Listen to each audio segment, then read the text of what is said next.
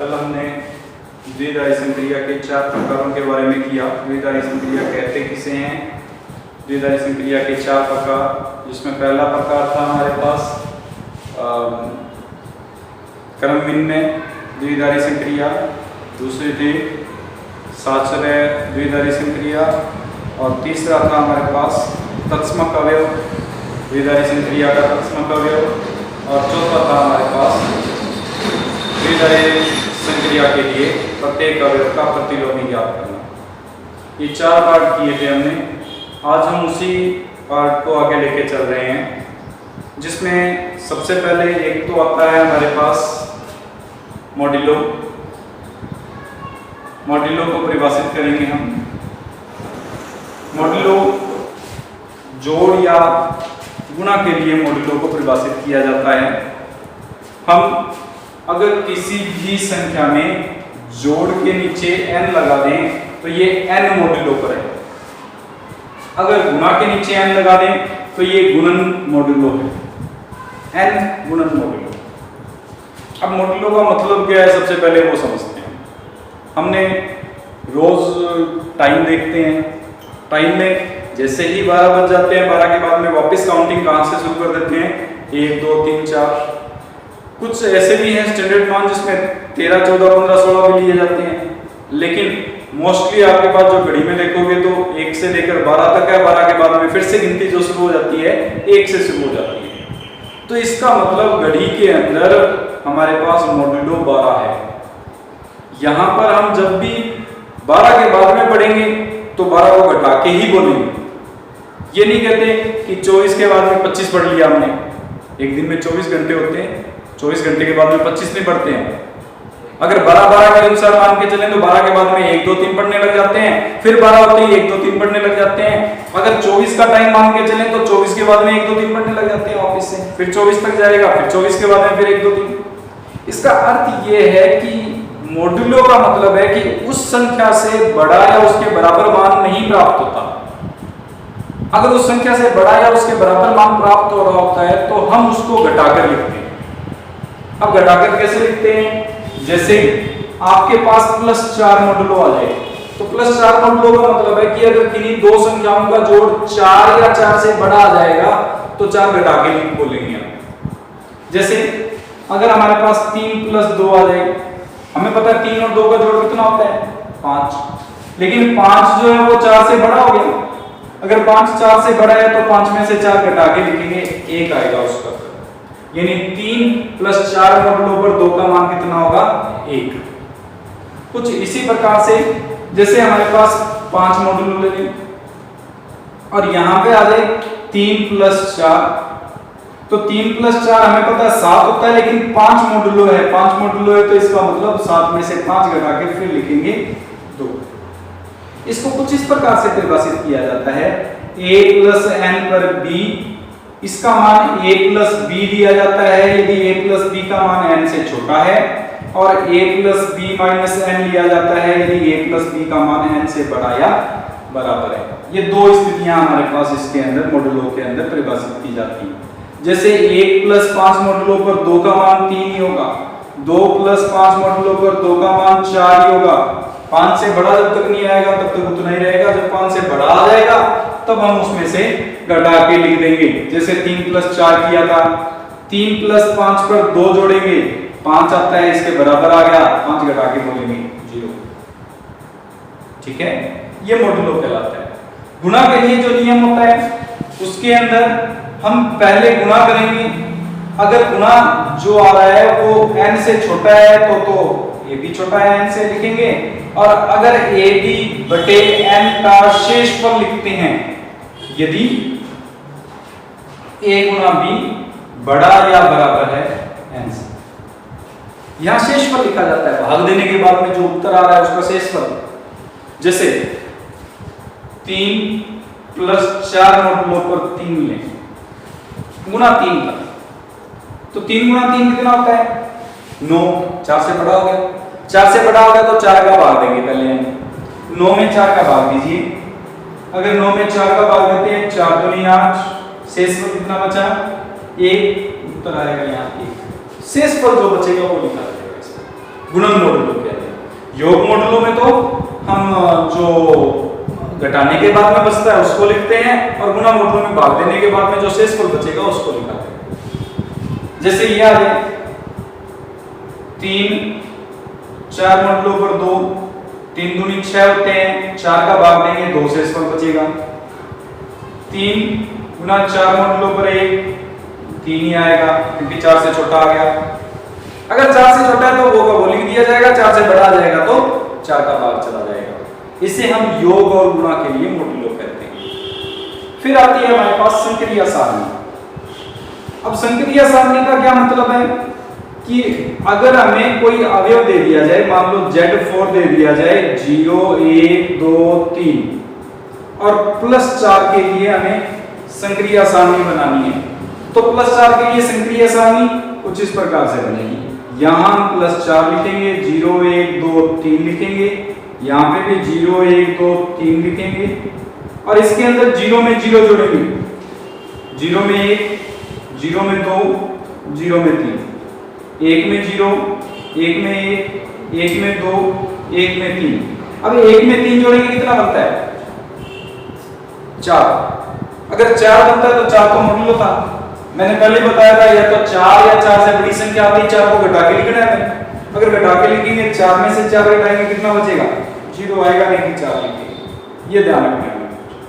अब यहाँ पे क्या आ जाएगा? 2 में 0, 2 2 और 1 3, 2 और 2 4 आ गया, 4 घटा के लिखना है 0, 2 और 3 5, 5 में से 4 घटाएंगे 1, 3 0 3, 3 और 1 4 में से 4 घटाएंगे 0, 3 2 5 में से 4 घटाएंगे 1, 3 3 6 में से 4 घटाएंगे। इस प्रकार से ये जो सारणी बनती है इसे संक्रिया सारणी कहते हैं। इस प्रकार से हम संक्रिया सारणी भी बनाते हैं और उसके साथ में मॉडुलो को भी बनाते हैं।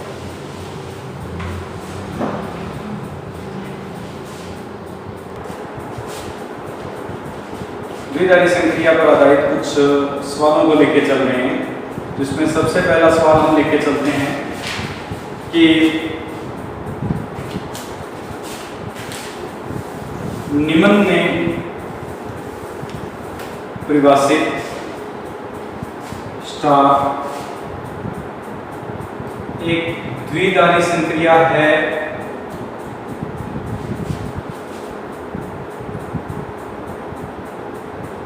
अथवा नहीं, जांच कीजिए। हम यहाँ जांच कर रहे हैं कि एक संक्रिया दे दी जाए, जैसे पहला बार दे दिया जाए A स्टार B बराबर A और B प्राकृत संख्याएं हैं और हमें ये कहा जाए क्या ये द्विआधारी संक्रिया है या नहीं, जांच कीजिए। तो द्विआधारी संक्रिया जांचने की विधि हमारे पास क्या थी? 2 अवयव लिए हमने, उत्तर आ रहा है।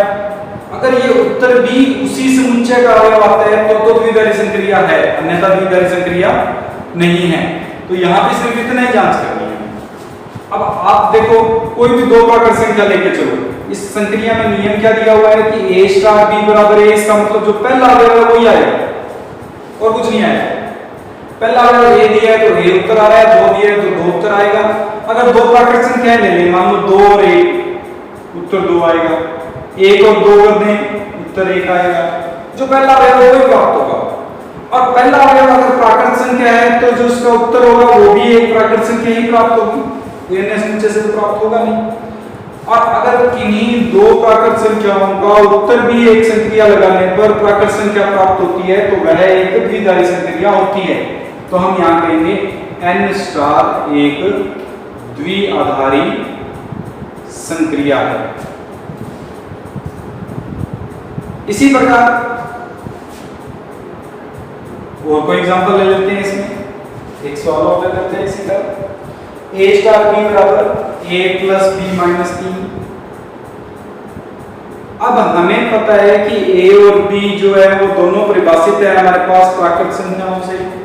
अगर प्राकृत संख्या लेके चलते हैं तो अब ये देखिए कि क्या कोई 2 प्राकृत संख्याओं को इसमें रखने पर हमेशा एक प्राकृत संख्या प्राप्त होगी या नहीं होगी, जांच करनी पड़ेगी हमें। मान लो एक तो ले लेते हैं 1 और एक ले लेते हैं 2, दोनों प्राकृत संख्या हैं।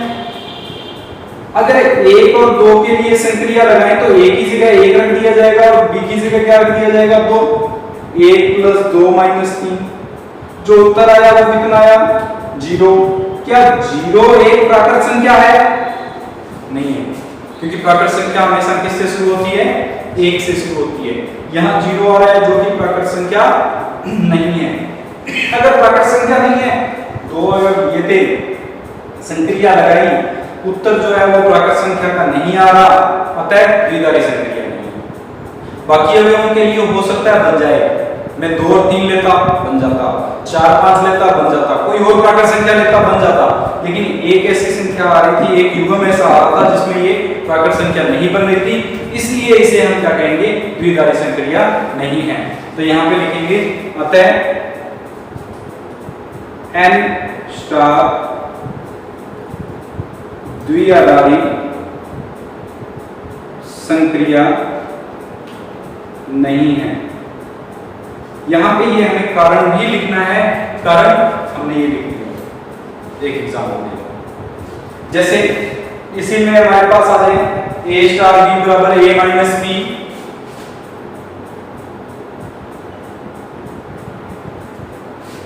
a और b बिलोंग्स टू r। वास्तविक संख्याएं, सारी वास्तविक संख्याएं आती हैं, अंडर रूट में माइनस नहीं आना चाहिए, बाकी सारी वास्तविक संख्याएं इसमें शामिल हैं। अगर इसको लेके चलेंगे तो हमें पता है कि कोई भी दो वास्तविक संख्याएं लेने पर उनका जो अंतर होता है वो भी वास्तविक संख्या प्राप्त होगी।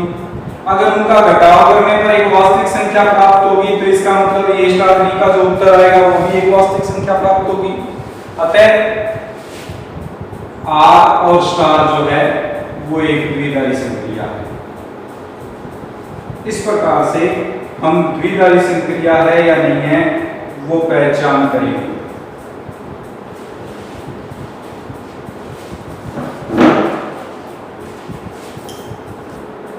अगला पार्ट लेके चलते हैं, एक और सवाल। निम्न में परिभाषित स्टार द्विआधारी संक्रिया की क्रमनिर्णयता तथा साक्षरता की जांच कीजिए। इसमें हमें एक एग्जांपल लेके चलते हैं, a स्टार b बराबर 2 की घात ab, जहां a और b परिमेय संख्याएं हैं। परिमेय संख्याएं p बटे q रूप में लिखी जा सकती हैं, जिसमें q 0 के बराबर नहीं होगा, p और q सापेक्ष अभाज्य संख्याएं होती हैं, सारी परिमेय संख्याएं कहलाती हैं। सबसे पहले इसमें हम क्रमनिर्णयता लेके चलते हैं। क्रमनिर्णयता का नियम था कि a स्टार b 2 की घात ab, b स्टार a निकालेंगे, a की जगह b और b की जगह a रखेंगे, 2 की घात ba। क्या ये दोनों बराबर हैं? क्योंकि हमें पता है a गुना b और b गुना a बराबर होता है। गुणा के अंदर क्रमनिर्णयता का नियम लागू होता है, इसका मतलब 2 की घात ab के बराबर लिखा जा सकता है। इसको 2 की घात ab के बराबर लिख सकते हैं, तो ये बन जाएगा a स्टार b। अगर a स्टार b बन गया तो b स्टार a और a स्टार b बराबर आ रहे हैं, अतः स्टार क्रमविन्मय द्विआधारी संक्रिया है। फिर हम निकालेंगे बी पार्ट इसका, साक्षरता लेते हैं। स्टार क्यू स्टार में साक्षरता, साक्षरता का नियम a star b star c का मान निकालेंगे पहले। अगर ये बराबर आ जाता है a star b star c के तो साक्षरय है, वरना साक्षरय नहीं है। a स्टार b 2 की घात ab है, इसको मान लेते हैं p। अगर नियम लगाएं तो p स्टार c बनेगा, p स्टार c का मतलब 2 की घात pc, p की वैल्यू रखेंगे तो 2 की घात ab गुना c आ जाएगा। अब p स्टार c का मान 2 की घात ab गुना c, और आगे नहीं किया जा सकता, इतना ही रखना पड़ेगा। दूसरा मान निकालते हैं, इसको हल करते हैं। अगर इसको हल करेंगे तो पहले b स्टार c को मान के चलते हैं, 2 की घात bc बनेगा, क्योंकि a की जगह b और b की जगह c आ रहा है, बराबर मान के चलेंगे q के। फिर a स्टार q निकालेंगे, 2 की घात aq बनेगा, जो 2 की घात a गुना 2 की घात बी सी बनेगा। अब अगर इन दोनों की जांच की जाए, क्या ये दोनों बराबर आएंगे? नहीं आएंगे। ये बराबर हो तो जरूरी नहीं है, हो भी सकते हैं, नहीं भी हो सकते। कोई भी उदाहरण लेके देख लीजिए। मान लो 2 3 4 ले लेते हैं हम। अगर 1 2 3 लेने हैं, इसमें 1 स्टार 2 स्टार 3 का मान निकालेंगे। ये बन जाएगा हमारे पास, पहले 1 स्टार 2 का मान निकालेंगे, जो 2 की घात 2 यानी 4 बनाएगा। फिर हमारे पास जो 1 स्टार 2 का जो मान आया है 4 स्टार 3, इसको हल करेंगे, 2 की घात 12 बनेगा। फिर 1 स्टार 2 स्टार 3 का मान निकालेंगे, इसके लिए 2 स्टार 3 का मान निकालेंगे तो 2 की घात 2 तिया 6 बनेगा, 2 गुना 3 आएगा। फिर 2 की घात 6 को 1 स्टार 2 की घात 6 को अगर हल करते हैं, 2 की घात 6 कितना होता है? 2 की घात 5 32 होता है, 2 की घात 6 64 हो जाएगा। 64 आएगा तो 1 स्टार 64 निकालेंगे, 1 4 64 का मतलब हो जाएगा 2 की घात 1 गुना 64, 1 गुना 64 यानी 64। यहाँ तो 2 की घात 12 आ रही थी, यहाँ 2 की घात 64 आ रही है, बराबर नहीं है। तो ये कोई जरूरी नहीं है कि ये दोनों बराबर आए हमेशा।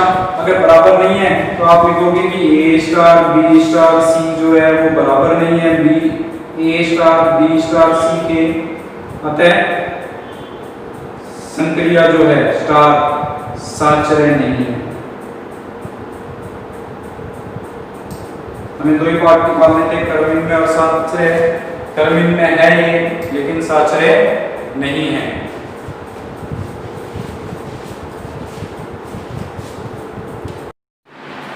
नेक्स्ट क्वेश्चन कर रहे हैं, कर्मिन्यता और साचर्यता की जांच करनी है। इसमें n प्राकृत संख्याओं में स्टार एक कोई भी संक्रिया इस प्रकार परिभाषित है कि n स्टार b बराबर a plus b plus a square b के बराबर है। हमें इसमें क्रमविन्यता तथा साहचर्यता की जांच करनी है। सबसे पहले क्रमविन्यता लेके चलते हैं। इसमें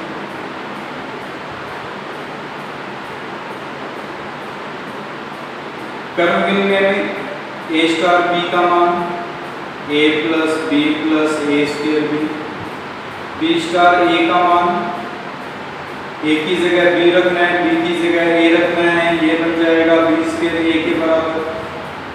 क्या ये दोनों बराबर हैं?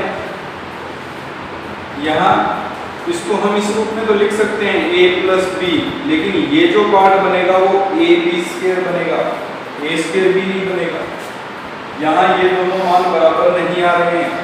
इसका अर्थ ये हो गया कि ये बराबर नहीं है a स्टार b के, और अगर a star b b star a बराबर नहीं है तो इसका अर्थ हो गया कि दी गई संक्रिया स्टार n में क्रमविन्य नहीं है। इस प्रकार से हम क्रमविन्यता की जांच करेंगे। अगर ये दोनों बराबर आ जाते क्रमविन्य बन जाता, ये दोनों बराबर नहीं आ रहे हैं इसलिए क्रमविन्य नहीं। उसके बाद में बी पार्ट लेके चलेंगे, साहचर्यता। अब साहचर्यता की बात करेंगे तो a star b star c का मान निकालेंगे। पहले जैसे मैंने बताया था a स्टार b का मतलब a plus b plus a square b, इसको p मान के चलेंगे। फिर p स्टार c का मान निकालेंगे तो p plus c plus p square c हो जाएगा। सिर्फ तुलना कर रहे हैं, a की जगह p आ गया और b की जगह c आ गया, a की जगह p और b की जगह c कर रहे हैं। हल करेंगे, p का मान रख दीजिए तो a star b star c का मान हो जाएगा हमारे पास a plus b plus a square b plus c plus a plus b plus a square b का होल स्क्वायर इंटू c। हल करो इसको, a plus b plus c, a square b a square plus b square plus a की घात 4 b square plus 2ab plus 2a cube b plus 2a square b square गुणा में c। और व्यवस्थित करें तो ये मान आ रहा है a plus B plus C A square B A square C B square C A की घात 4 B square C 2 A B C plus 2 A cube B C plus 2 A square B square C. ये हमारे पास एक अकेला जो पहला भाग है वो हल हुआ है।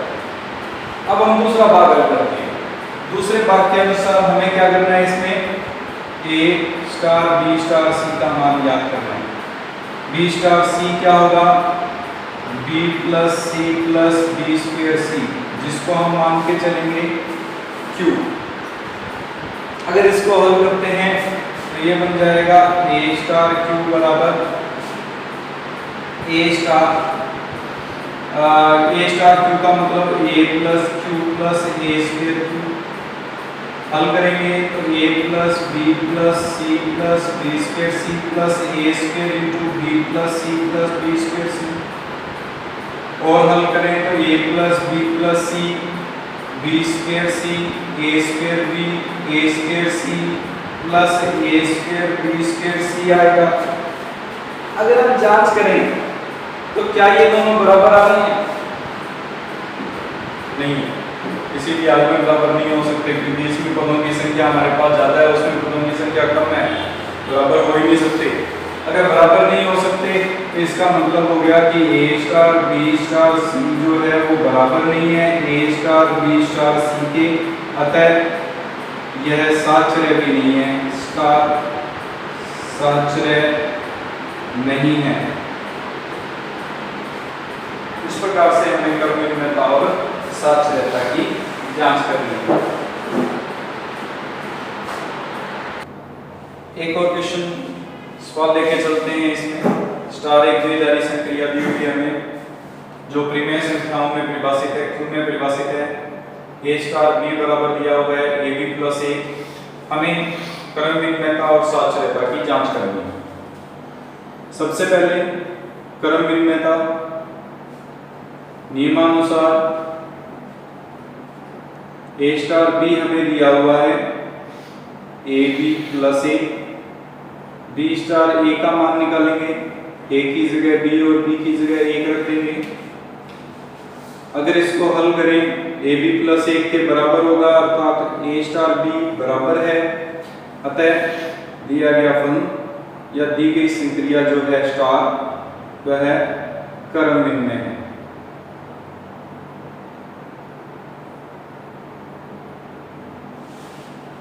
दूसरा पार्ट आता है हमारे पास साचर्यता। साचर्यता के लिए कोई नियम हमारे पास a star b star c लेके चलेंगे। इसमें a स्टार b को ab प्लस 1 बराबर p मान के चलेंगे, p स्टार c का मान निकालेंगे जो pc प्लस 1 के बराबर होगा, p का मान रखेंगे प्लस 1, हल करेंगे a b c plus c plus 1 आ गया। दूसरा भाग निकालेंगे।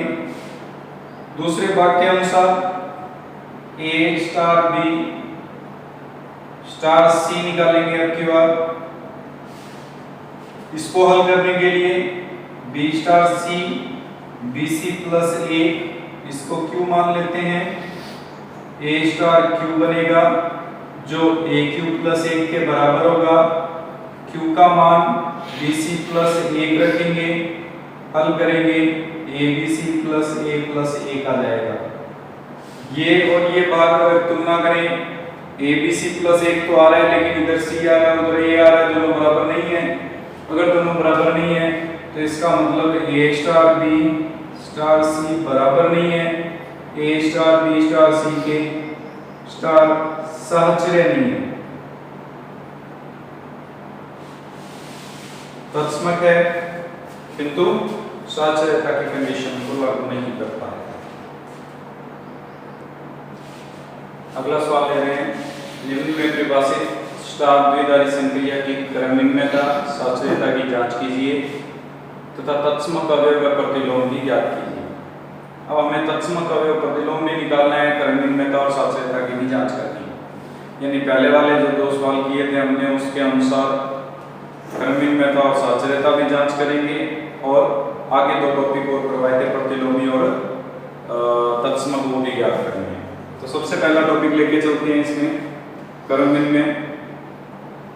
क्रमनिर्णय की बात करें तो a स्टार b का मान a प्लस b प्लस 1 है, b स्टार a परिभाषित करेंगे b प्लस a प्लस 1 होगा जो a प्लस b प्लस 1 के बराबर होगा, क्योंकि योग के अंदर साचर्यता का नियम लागू होता है, a स्टार b के बराबर आ जाएगा। इसका मतलब स्टार जो है वो क्रमनिर्णय है। दूसरा ऑप्शन लेके चलेंगे साचर्यता के अंदर सबसे पहले a star b star c को परिभाषित करते हैं। नियम वही रखेंगे, a स्टार b बराबर a प्लस b प्लस 1 बराबर p मान लेते हैं, p स्टार c बन जाएगा जो p प्लस c प्लस 1 हो जाएगा, p का मान रख देंगे तो ये बन जाएगा a star b star c बराबर a plus b plus 1 plus c plus 1, जिसको हम a plus b plus c plus 2 लिख सकते हैं। उसके बाद में इसका दूसरा भाग करेंगे, a star b star c का मान निकालेंगे, b star c b plus c plus 1 जिसको q माना जाएगा, a star q a plus q plus 1 हो जाएगा, q का मान रखेंगे a plus b plus a plus 1 आ जाएगा, अर्थात a star b star c बराबर आ जाएगा a plus b plus c plus 2।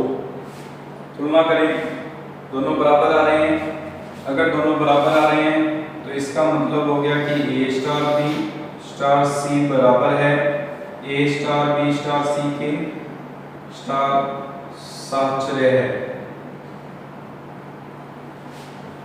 तीसरा पार्ट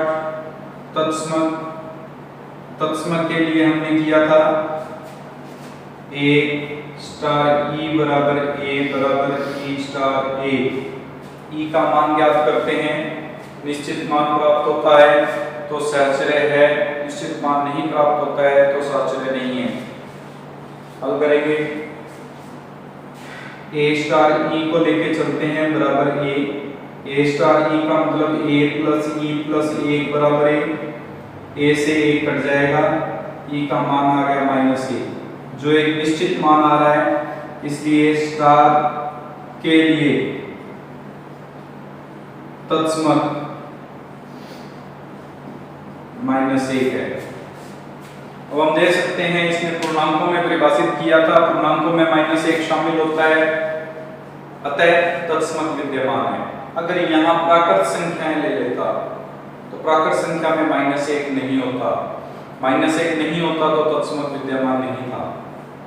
वो इस समुच्चय पर भी परिभाषित करता है, हम ये नहीं है कि बिना समुच्चय के लिए हम हल कर सकते हैं, समुच्चय को भी देख के चलना पड़ेगा हमें। D part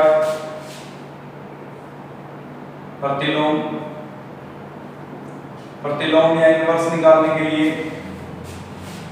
a star b बराबर e बराबर b स्टार a लेके चलते हैं। a स्टार b का मतलब a प्लस b प्लस 1 होगा और e का मान जो निकाला हमने वो -1 है। हल करके b का मान निकालना है, b का मान निकालेंगे -2 -a आ जाएगा, अर्थात a का प्रतिलोमी -2 -a होगा, जहां a कोई भी एक पूर्णांक है। हम इसमें a का मान रखते जाएंगे, a इनवर्स यानी उसका प्रतिलोमी इस दी गई संक्रिया के लिए प्राप्त होता जाएगा। ये हमारे पास क्रमनिर्णय, साचर्य, तत्समक और प्रतिलोमी है।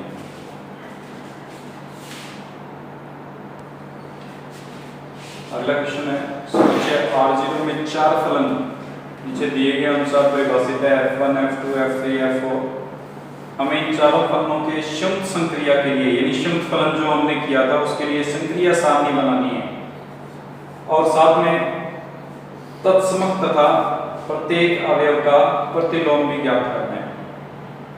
संक्रिया सारणी बनाने के बाद में तत्समक और प्रतिलोम निकालना थोड़ा आसान होता है। मैं उस विधि से तत्समक और प्रतिलोम निकालना समझाऊंगा। सबसे पहले संक्रिया सारणी बनाते हैं। संक्रिया सारणी में मैंने बताया था आपको एक संक्रिया दे रखी है, उसको इसके बीच में लिखनी है। लाइन में यहाँ F1, F2, F3 और F4 आ जाएगा। यहाँ F1, F2, F3 और F4। पहले F1 के साथ शुद्ध फलन निकालना है। देखिए F1 के साथ शुद्ध फलन का मतलब है F1 का मान ज्ञात कर रहे हैं। हल करने पर इसको लिखा जा सकता है F1 of F1x। F1x का मान x के बराबर है, यानी F1 किसके बराबर आ गया? F1 के। यहां पे आ जाएगा F1। कुछ इसी प्रकार से F2 निकालते हैं। ये बन जाएगा F1 of F2x। हल करेंगे तो F1 of -x बन जाएगा। F1 of -x का मान निकालेंगे तो क्या आएगा? क्योंकि x था, F1x x के बराबर है तो -x के बराबर होगा। लेकिन -x किसका मान आ रहा है इसमें? F2x का। अगर F2x का मान आ रहा है तो ये बराबर होगा F2 of x के, अर्थात F1 और F2 का जो शुद्ध फलन होगा वो किसके बराबर आएगा? F2 के। इसी प्रकार F1 और F3 निकालते हैं। ये बन जाएगा F1 of F3x। हल करेंगे तो F1 of 1/x आएगा, क्योंकि F3x का मान 1/x है। और F1 of 1/x का मान निकालेंगे तो F1 में तो x था तो x आ रहा है, 1/x है तो 1/x आएगा। यहाँ पे उत्तर आ जाएगा 1/x। 1/x को हल मान किसका है? F3 of x का। इसका मतलब F1 और F3 को अगर शुद्ध करते हैं तो F3 आएगा। इसी प्रकार से F1 और F4 को शुद्ध करोगे तो F4 आ जाएगा। आप करके देख लेना इसको। अब करते हैं F2 और F1 का। F2 O F1 वही नियम, F2 of F1x लिखेंगे, F2 of x लिखेंगे। F2 और F1 किसके बराबर आ गया? सीधा F2 के बराबर आ गया। फिर F2 और F2 निकालेंगे। F2 को कैलकुलेट करेंगे तो ये बन जाएगा F2 of F2x। F2x का मान -x है और फिर F2 of -x का मान निकालेंगे। इसका मतलब इस x की जगह -x रखेंगे, यहाँ पे भी x की जगह -x रखेंगे, माइनस माइनस प्लस हो जाएगा। यानी ये जो उत्तर आएगा वो किसके बराबर हो जाएगा? +x, जो किसके बराबर है? F1x के। इसी में से कोई ना कोई फलन बनेगा, वो मान रखना है लास्ट में जाके। तो यहाँ पे आ गया F1। F2 और F3 निकाल लेते हैं। ये बन जाएगा F2 of F3x, F2 of 1/x। 1/x का जब मान निकालते हैं तो -1/x आ जाएगा और -1/x जो मान का वो F4 का है। इसका मतलब यहाँ पे जो उत्तर आएगा वो F4 आएगा। F2 और F4 का मान निकाल लेना, F3 आ जाएगा। कैलकुलेशन करके देख लेना। इसी प्रकार F3 F1 का मान F3 आएगा, F3 F2 का मान चेक कर लेते हैं। F3 F1 का मान, ये तो F1 ही है, F3 आ जाएगा वैसे। इसको लिखेंगे F3 of F1x, इसको लिखेंगे F3 of x, F3 के बराबर, क्योंकि F1x का मान F1 है, x है। फिर F3 और F2 का मान निकालेंगे। F3 और F2 का मान निकालोगे तो ये आ जाएगा हमारे पास F3 of F2x। F2x का मान है -x और इसमें रखेंगे तो -1/x आएगा, अर्थात F4 बन जाएगा। ये कैलकुलेशन अब कर लेना। F3 का मान F1 आएगा, F3 और F4 का मान F2 आएगा। फिर F4 F1 का मान F4 F1 का मान F4 आएगा, F4 F2 का मान F3 आएगा, F4 F3 का मान F2 आएगा और F4 F4 का मान F1 आएगा। ये जैसे मैंने संयुक्त फलन निकाले, इन सभी के संयुक्त फलन आप याद कर सकते हो। इसके बाद में ये तो बन गई हमारी संक्रिया सारणी। हमें इस संक्रिया सारणी में तत्समक निकालना है। अब तत्समक निकालने की सबसे आसान विधि देखते हैं। देखो तत्समक अगर आपकी संक्रिया सारणी बन गई तो इस स्तंभ के बराबर स्तंभ कौन सा बन रहा है वो देखो आप। ये स्तंभ है पहले वाला जो हमने लिखा था, ये स्तंभ जो है वो हमने बनाए थे बाद में इस संक्रिया के अनुसार। ये दोनों स्तंभ जिसमें बराबर आ रहे हैं, चाहे ये पंक्ति बराबर आ रही है। अब आप देख सकते हो ये पंक्ति और ये पंक्ति बराबर है, किस पर बराबर है? F1 पर। ये स्तंभ और ये स्तंभ बराबर है, किस पर बराबर है? F1 पर। तो अगर ये पंक्ति और ये स्तंभ बराबर आ रहे हैं तो जिस अवयव पर बराबर आ रहे हैं वो उसका तत्समक होगा। अगर इस पंक्ति की बात करें तो ये पंक्ति और ये पंक्ति बराबर है, किस पर बराबर है? ये F1 पर, इसलिए इसका तत्समक क्या होगा? F1 होगा। अगर स्तंभ की बात करते तो ये स्तंभ और ये स्तंभ भी बराबर आ रहे हैं, ये F1 पर आ रहे हैं, इसलिए इसका जो तत्समक आएगा वो क्या आएगा? F1 आएगा।